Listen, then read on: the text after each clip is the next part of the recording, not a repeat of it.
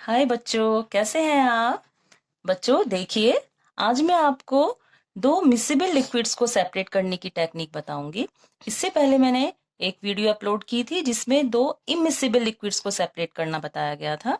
अब हम दो मिसिबल लिक्विड्स को सेपरेट करना सीखेंगे। मिसिबल लिक्विड्स क्या होते हैं? ऐसे लिक्विड्स जो आपस में मिक्स हो जाते हैं और वो हमें विजिबल नहीं होते हैं कि भाई ये दो लिक्विड है या एक अकेला लिक्विड है, क्या है। तो उसको सेपरेट करने के लिए हम डिस्टिलेशन की टेक्निक यूज करेंगे। डिस्टिलेशन की टेक्निक यूज करने के लिए देखिए, हम एक मिक्सचर ले रहे हैं जिसमें एसीटोन और वाटर का मिक्सचर है।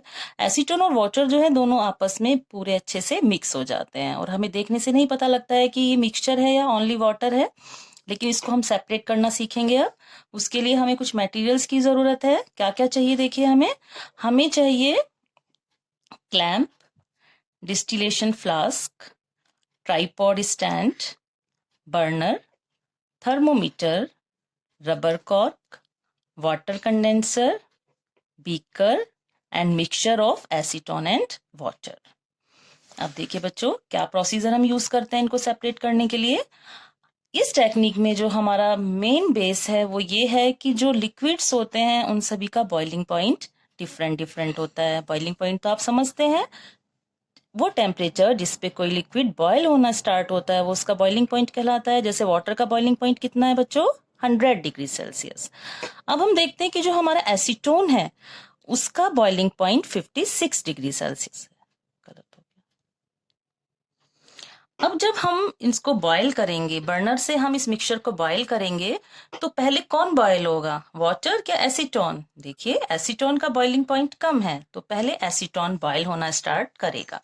जब ये बॉयल होगा तो इसकी वेपर्स बनेंगी और वो वेपर्स इस ट्यूब से होकर जाएंगी। इस ट्यूब से जब वेपर्स होके जाएंगी तो उनको कंडेंस करने की जरूरत है। तो उसके लिए हम क्या यूज करेंगे? Water condenser.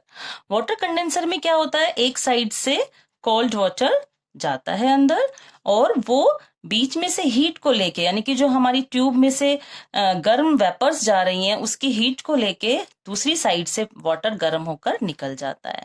अब ये वेपर्स कंडेंस हो जाती हैं, कंडेंस होके ये किस में चेंज हो जाती हैं? वापस लिक्विड में चेंज हो जाती हैं और ये हमारे इस फ्लास्क के अंदर जाकर कलेक्ट हो जाती हैं। अब ये हमारा एसीटोन सेपरेट हो गया। जैसे ही सारा एसीटोन की वेपर्स आ जाती हैं, कलेक्ट हो जाती हैं, हम यहाँ से हीट करना बंद कर देते हैं और वाटर हमारा फ्लास्क में ही रह जाता है। तो इस तरीके से हमने एसीटोन को इस बीकर में ले लिया और वाटर हमारा फ्लास्क में रह गया, तो दोनों हमारे लिक्विड सेपरेट हो जाते हैं।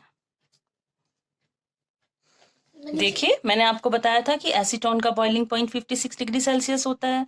तो हम इसको ये भी कह सकते हैं, it is more volatile than water. Volatile means which changes into vapours easily. तो ये वाटर से जल्दी वेपर्स में चेंज हो जाता है, इसीलिए ये पहले वेपराइज होता है और पहले ही कंडेंस होकर कलेक्ट हो जाता है बीकर के अंदर और वाटर डिस्टिलेशन फ्लास्क में ही रह जाता है। तो इस तरीके से हम एसीटोन और वाटर को मिक्सचर में से सेपरेट कर सकते हैं। हाँ बच्चों, बताओ थर्मोमीटर का क्या रोल रहा हमारे इस पूरे प्रोसीजर में। देखिए बच्चों, जैसे हमने हीट किया था इस मिक्सचर को तो हमने देखा कि हमें पता है कि हमारा एसीटोन का जो बॉइलिंग पॉइंट है वो 56 डिग्री सेल्सियस है।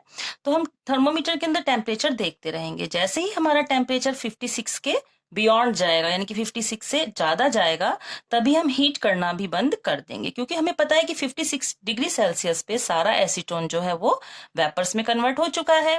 तो हम यहाँ पर हीटिंग बंद कर देंगे और वाटर हमारा फ्लास्क में ही रह जाएगा।